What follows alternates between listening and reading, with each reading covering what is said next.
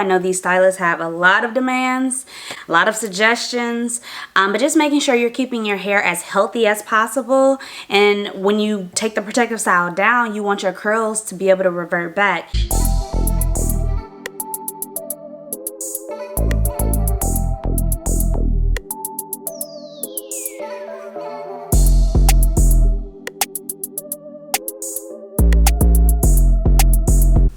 What's up, guys? This is Heavenly here. Thank you so much for joining us again for another episode. Today's topic is going to be how to prep your hair for a protective style. So as you can tell, I have knotless braids in right now, and I mean, I'll probably keep these up for about a month, maybe 6 weeks, but I've had them in now for about 2 weeks and I'm ready to take them down, but I'm not gonna waste my money. So I am gonna keep them up a bit longer, but I mean, I really worked hard to make sure that once I take my hair down, it's not broken off really bad. My edges are maintained. Y'all know my struggle with my edges, so I need them to still be here after we take these braids down, okay?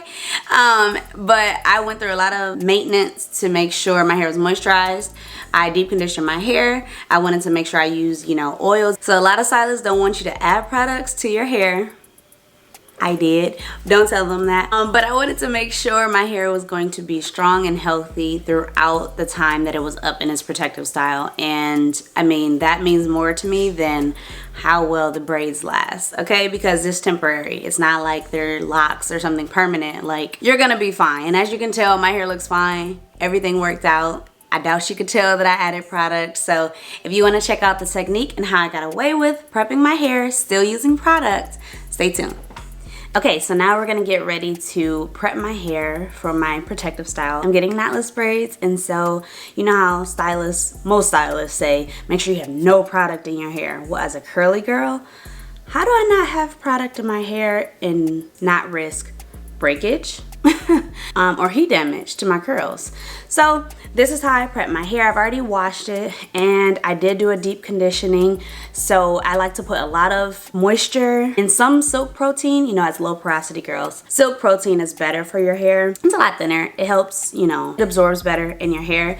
And so I'll do some sort of protein treatment, and then I'll do a leave-in conditioner that's pretty moisturizing, because if I'm not gonna put product in my hair, I have to soak in as much moisture as possible before blow drying my hair to get ready for this protective style. So I have all of my products here, or my tools. I have my dimming brush to go through my hair as I blow dry.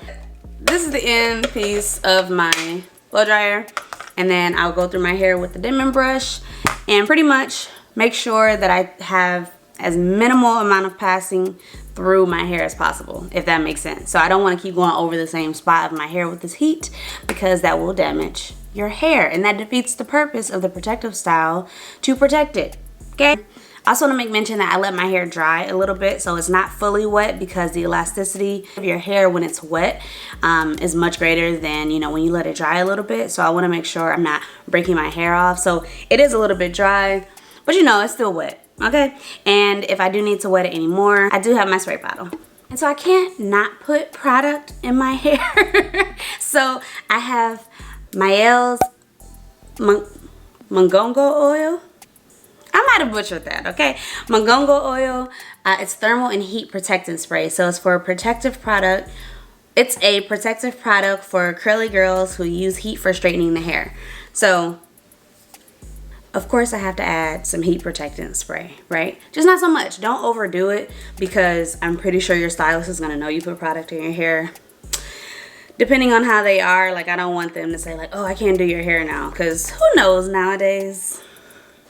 So I'm just gonna spray some into my hand, rub it together, and kind of prayer hand through my hair, paying closer attention to my ends. That is the oldest part of my hair.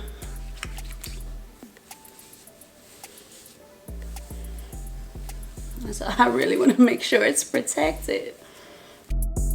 The products I used this week for the wash and go and to make sure my hair was moisturized came from the Shea Moisture Manuka Honey and Yogurt line. So it's the powder blue line, if you've ever seen it, and I love it a lot. I mean, it has a lot of great proteins in it, as well as yogurt powder, which helps strengthen the hair, along with mafura and baobab oils. So Packs a lot of punch, and when you want a nice strengthening moisturizing mask and shampoo conditioning set, this is the one you should choose. If you notice your hair is tangling, even if you detangled it, just stop. Don't run the tool, whatever you're using, whether it's a wig brush or a dimming brush, don't run it through your hair continuously to detangle it. Like, use your hands.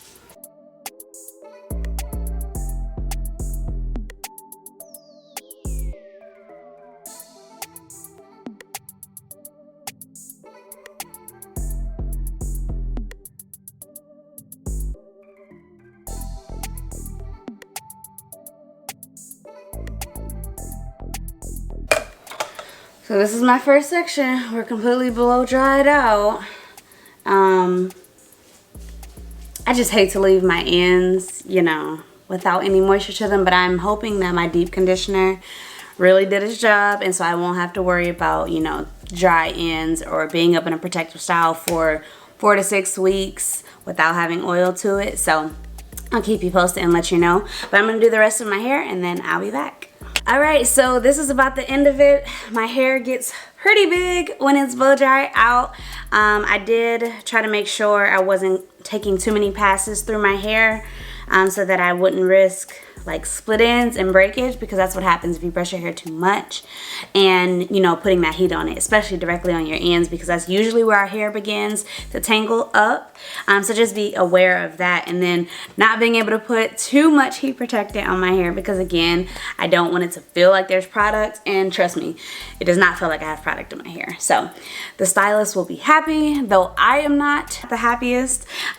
We will braid up this other side similar to here, getting ready for the appointment, and then I might show y'all the final look, you know, my locks, my braids. I'm not getting locks, but I hope you enjoyed this video. I hope that you found some, I don't know, tips when you are prepping for your protective styles, maintaining the moisture before you get ready to go. I know these stylists have a lot of demands, a lot of suggestions, but just making sure you're keeping your hair as healthy as possible.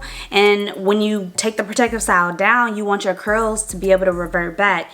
So you'll see on the next video how well my curls do following the protective style. I am gonna leave it up for a little bit, so we'll have some other topics. Please drop comments down below what you would like to talk about, what other ideas or topics or styles that I should try or touch on. I want to hear from you. Thank you so much for joining us today. Again, my name is TrulyHVynLeigh, and I hope that you are back for the next video. Make sure you subscribe and hit that bell, okay?